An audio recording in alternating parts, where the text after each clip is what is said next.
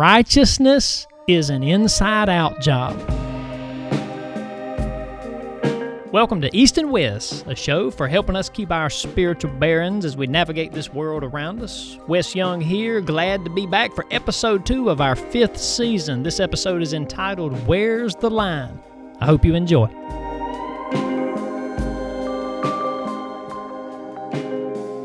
Many of life's valleys, slumps, low points are brought about by the evil in the world.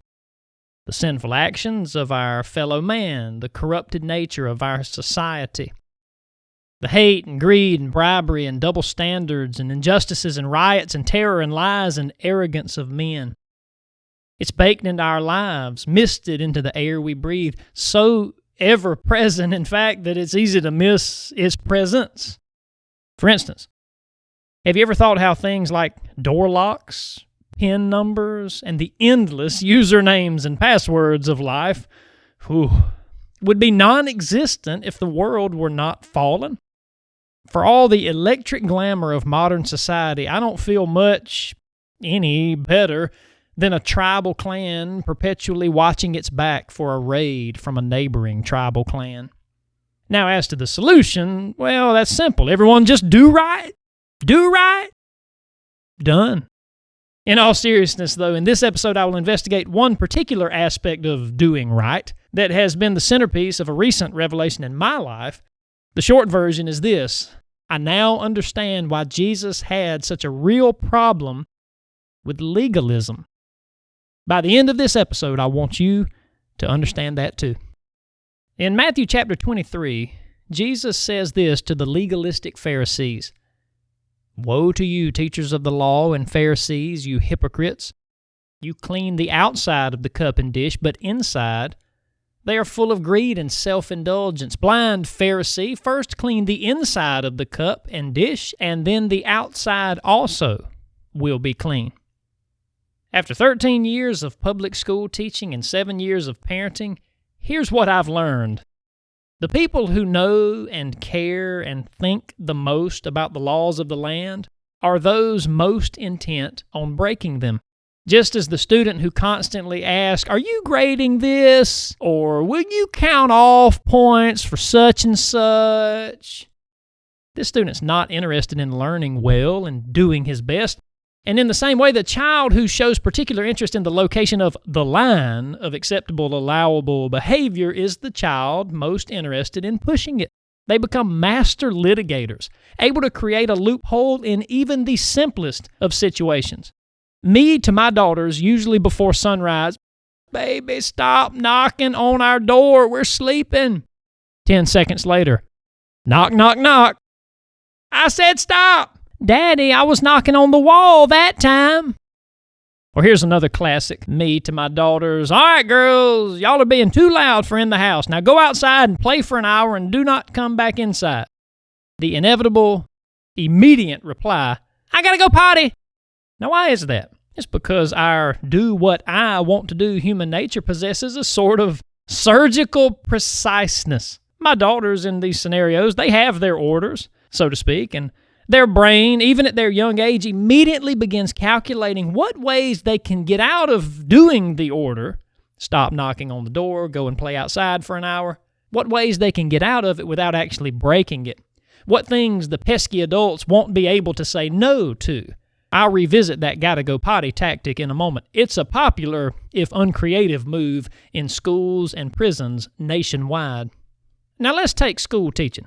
People, non-teachers, often suggest solutions to misbehaving students. The, "well, if it were my classroom, here's what I'd do" type advice. Usually it's along the lines of cracking down. Give them detention, or send them to the office, or write them up, or ring them up, or whatever. In short, the message is, or the advice is, I wouldn't put up with their crap. And this advice is not exactly bad, not bad at all. In fact, many teachers would do well to lean more this way, to become more comfortable being in charge, holding the fort, defending the righteous line. What the advice misses, though, is again the surgical preciseness of the students. Whereas I would not hesitate one moment to punish a kid who, let's say, called me a piece of, fill in the expletive. The difficulty is that they don't do that so overtly. In most part, they don't do it with words at all, but they do it. We live with the subtle rebellions of those too cowardly to rebel. It's like the guerrilla raids of the chicken hearts who won't raise an actual army or start an actual revolution, the looters and liquor store rioters who can't stomach out-and-out sedition. For a clear example, watch that scene in Paul Newman's Cool Hand Luke, where the prisoners start working extra hard and extra fast at shoveling. They weren't breaking any rules. Actually, they were doing their jobs better than ever. But notice the guard. He loads his gun. He knows. Here are some schoolroom classics, and pay special attention to how in each scenario, no rules are actually broken. Number 1. Here you are, Jane Doe, I say, standing next to a student's desk, holding out a piece of unfinished work. You need to complete this essay and resubmit it. Jane Doe looks at me with the subtlest of eye rolls and the unsubtlest of loathing expressions, and then she does a classic adolescent move. She opens her hand at the level of her desk, but does not extend her arm. After a whole day of being human, she suddenly has become a stubby-armed T-Rex. She won't reach out for the paper. That would be below her dignity. That would imply that she wanted it, that she cared about it, that completing it meant something to her. No, her suddenly amputated arm is going to make the teacher reach down and deliver the paper to her, providing a visible emblem of her whole point. You care about this, teacher man. I don't. Example number 2. This is a reversal of the same basic move, and it plays out like this. Hey, John Doe, come to my desk a moment, please, the teacher says. I need to look over your essay. Mr. Doe, after a customary lip smack and an over-the-top sigh, rises and walks up the aisle. If he's a particularly clever child, he'll take the time en route to mouth a fart noise for the comedic benefit of his neighbors. But let's stay focused here. He approaches my desk, essay in hand, but then he stops short. Silly me, I forgot that I dug that castle moat around my desk just last Tuesday, and I filled it with burning hot lava. I knew I should have included a drawbridge. Anyway, there he stands, outside of reach of my desk, just out of reach of my arm. There's that surgical precision again.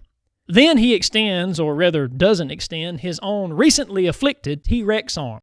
He wants the teacher to be the dog, to play fetch, to rise and move and grab. That's the whole point of all these, by the way. In fact, it's the whole point of sin and rebellion in general. It's a human's distaste for being under authority. What did the serpent promise? Eat the apple, disobey, and then you will be, what was it, y'all? As God. What a promise, a dream come true. Our pride foolishly figures that when we are as God, we have won, no longer under this pesky authority. And here we are, humanity, out of the garden and living the dream, the dream, the dream. Example number 3. Since I brought up the pitifully popular poot noise in that last one, I'll add a bit more on that subject and use it as a way to illustrate some of the parents we have to deal with in public education. Though I've never taken it far enough to have the following experience, I've had similar enough experiences to know that this is accurate. I can just picture it. A kid disrupts class by repeatedly making the poot noise with his mouth. Eventually, the teacher, who is actually trying to, teach, can't take it anymore and punishes the kid in some way, behavior mark, detention, whatever. Within an hour, the kid has texted his mom or dad, and the parent is in the office demanding to speak with the president. They always start at the top in such cases. If Biden is busy, she'll concede to seeing the Speaker of the House, or perhaps a Supreme Court justice, or senator, or governor, or mayor, superintendent, principal, and as an absolute last resort, okay, I'll talk to the teacher. That's right, folks. As an absolute last resort, I'll actually have a conversation with the applicable person. Why the reverse chain of command ladder? I don't know. It's like George Costanza in that car dealership episode of Seinfeld where the mechanic stole his Twix. All I want is my 75 cents back, an apology, and for him to be fired.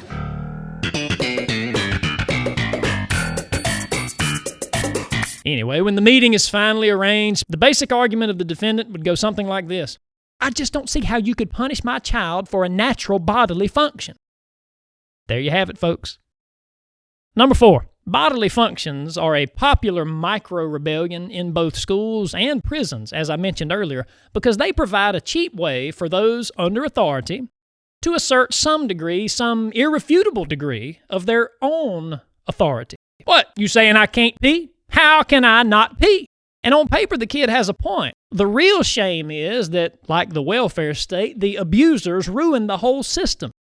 Picture this. A kid dilly-dallies in the hallway, drags around, talks to him, flirts with her, etc., and finally loafs into the classroom just as the tardy bell rings. He sits in his desk, goofs off with those around him while the teacher takes attendance, etc., and then just as the teacher stands and begins to begin class, the kid raises his hand. Hey, I need to go to the restroom.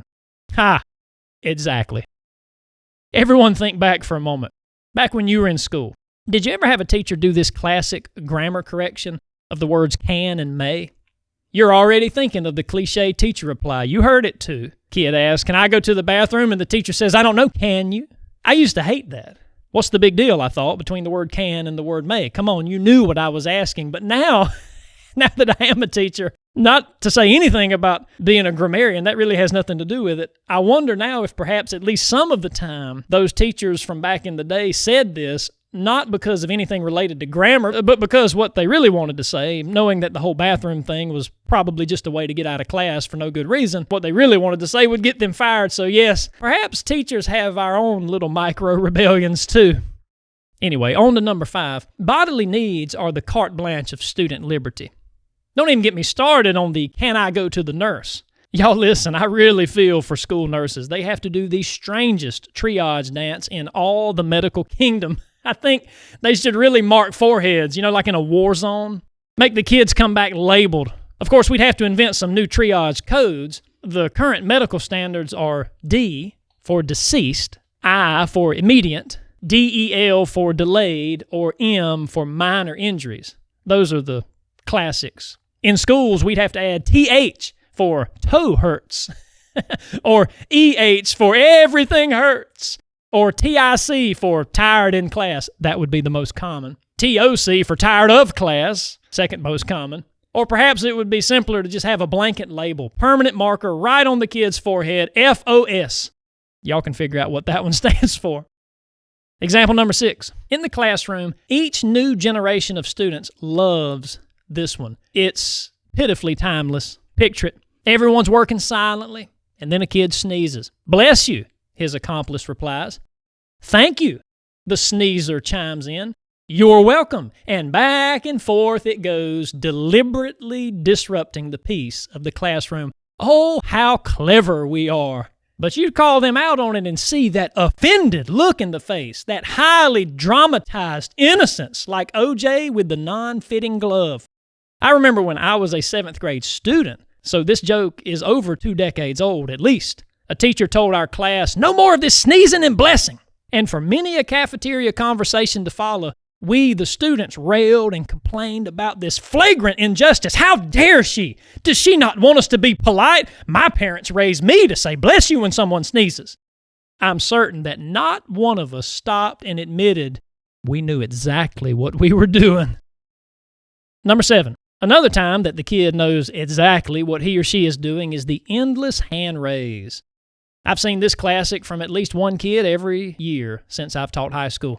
During the downtime before class, the unfilled wait time for the tardy bell, not a single question. But as soon as the teacher closes the door and begins to teach, that hand goes up, and this same hand will go up a dozen times throughout the class. Now, I love inquisitiveness. Any teacher and learner would. But the example that I'm giving and the kind of hand-raising that I'm talking about here is all for questions that the asker cares nothing at all about. This is simply his or her unreproachable way to interrupt class. Again, I can already hear the parent on the phone. What? You saying my kid can't ask questions in your class? And that's just how the kid went home and told it to mom and dad. Mother and father, that teacher said I can't raise my hand in class. Oddly, many parents unquestionably believe this self-righteous, self-victimizing adolescent slant. And down comes the hammer of justice. Right on top of the teacher's head, usually. All right, I think I've pretty well illustrated the concept of micro-rebellion. I was using schools because that's just the soup I swim in, but goodness, this applies to any and all circumstances. Humans are just this way. Tell me Adam and Eve at the very beginning weren't very good hair splitters already. Oh, no, the woman made me do it. Oh, no, the snake made me do it. The surgical precision of the line towing culture. Sadly, I, like all veteran teachers, have plenty more examples besides. But anyway, do you see the difference between righteousness on the one hand and line towing legalism on the other? Just as political correctness, that ambiguous moving target, is a very cheap substitute for the real thing, which is love thy neighbor, so too legalism is a really cheap substitute for the true, actual thing we're aiming at. Blessed are the pure in heart, for they shall see God. Legalism. This is my girls knocking on the wall instead of the door, as if there's any substantial difference. This is the letter of the law foolishly usurping the spirit of the law. This is Robert Shapiro distinguishing between, quote, moral justice and, quote, legal justice. Legal justice. Now that's a phrase emblematic of an entire legal culture, weaponized to the point of suing coffee for being hot, and I guess ice cream for being cold. A culture that seems to prefer law over justice. Our culture is far more interested in what you can prove rather than what you were actually up to. I remember once when we were teenagers and someone had loaned us a Jeep and we were camping out for the night at my dad's farm or field, and late into the night we got bored, so we went riding around the fields in the Jeep. Now, shining deer we knew was illegal, and we didn't even have a spotlight, but we did have the headlights, and so when we swept across the field, turning into one end, we turned mighty slowly to let those lights go on across. We wanted to see some eyeballs reflecting back at us, and we did, except these eyeballs were blue, and then they started flashing. Turned out to be the game warden, and he gave us a citation or a warning, I think it was, for harassing wildlife. And man, we complained about that for months. What, we can't turn into our own field? All we were doing was turning into the field. What are we supposed to do? Turn the headlights off when we turn into the field? We were just taking a left. Can't we take a left?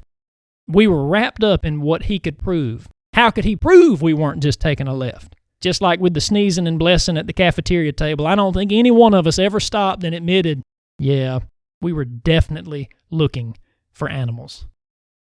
Habakkuk chapter 1, verse 4 says this, "Therefore the law is paralyzed, and justice never prevails. The wicked hem in the righteous, so that justice is perverted." America's swollen prison system is, by anyone's standards, overcrowded to frightening proportions. Many activists are quite vocal about this, pointing all the blame at the industrial prison system itself, depicting it as a sort of fishnet tossed over poor communities, dragging folks in from young ages, getting them in the system, institutionalizing them into lifelong incarcerates. And perhaps some of this conspiracy theory is true, but far truer is my view that the country's swollen prisons are symptomatic of more fundamental underlying problems. The low-hanging fruit for a patient having open heart surgery is to blame the doctor's scalpel, but perhaps the daily 2-pound bag of Cheesy Poofs every morning since 5th grade deserves a look as well. Let's look at the fundamentals. Then again, the other extreme isn't quite right either. Harsher punishments, they cry. Catch 'em early, show 'em we mean business, give less warnings and less chances, that'll deter crime.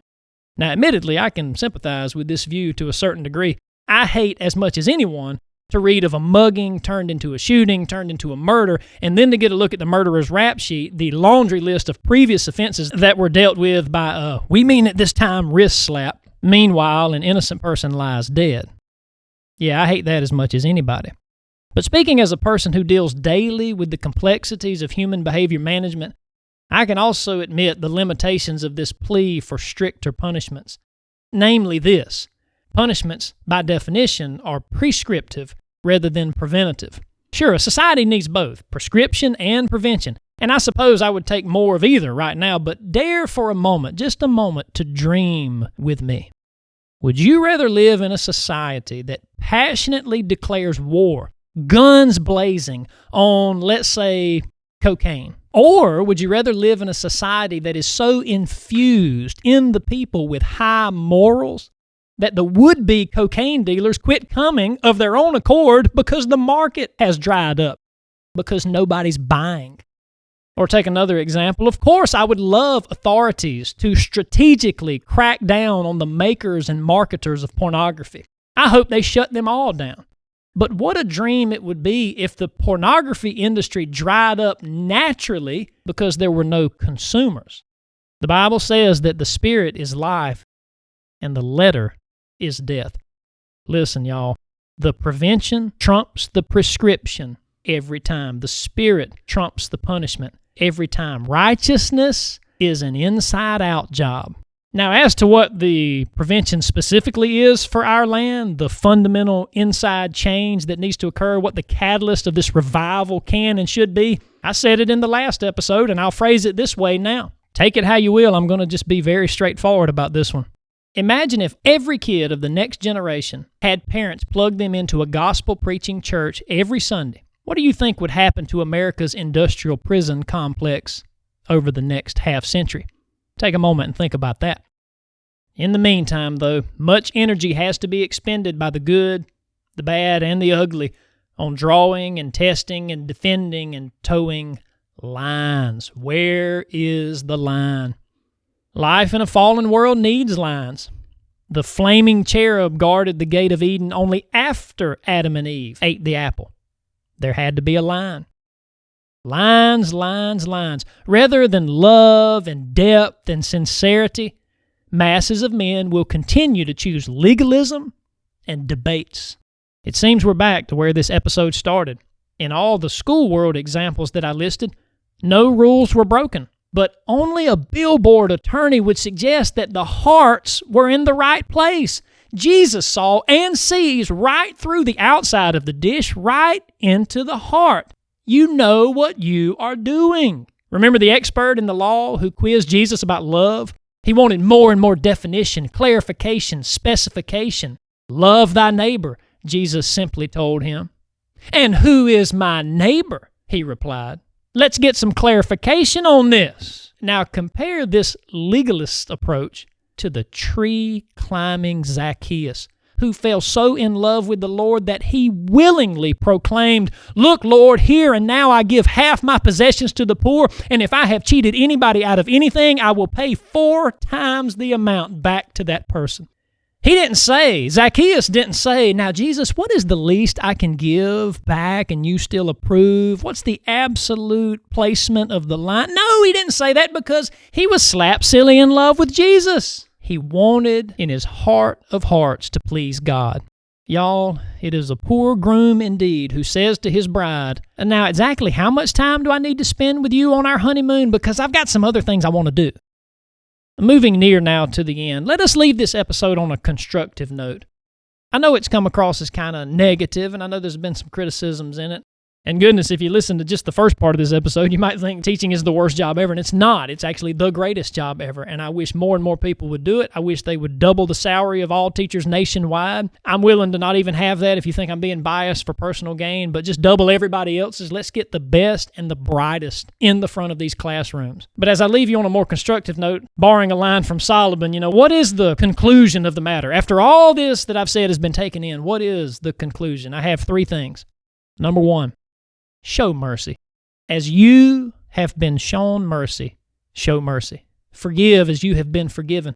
I was a teenager once too. I knew everything.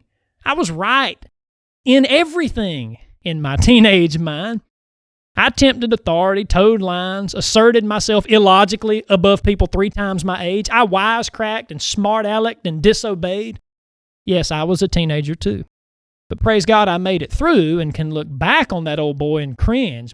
But for today's teens, it's their first time through that particular quagmire of life. The hard part about being a teacher is that every year it's a new crop of fresh entrants. All the same smart remarks that we've heard our whole careers, but it's their first time making them. They're fresh and clever to them. They think they invented the poot noise. The veteran teachers have been hearing it for decades. I could teach for 40 years, and on the 40th year, I'll get the same caliber of students as I did on my first year. There's no progress and promotion. It's not like building a castle where every day I can look back over my work and see a higher wall or yet another completed rampart. A teacher's progress is veiled for him from year to year because any students that you help graduate and move on. while the new recruits roll in to make the same jokes and demand the same restroom trips and so on and so forth. But be merciful. It's their first time. And not too long ago, it was our first time too. Conclusion number 2.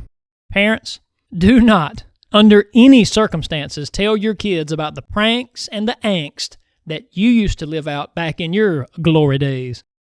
Tales about the fun that you had cutting up in Miss So-and-so's class, that's the surest way to perpetuate a broken school culture. I'm glad you had fun. I did too. But in my experience, kids don't need nearly as much help having fun as they do being good. The former comes rather naturally to them. The latter, not so much. How about tell your kids about the good time you had that was pro-school? A book that you read, or a lesson you learned, or a friend that you made, or a sport that you played, something, anything besides the time you shot a spitball at the teacher's back. And lastly, conclusion number 3.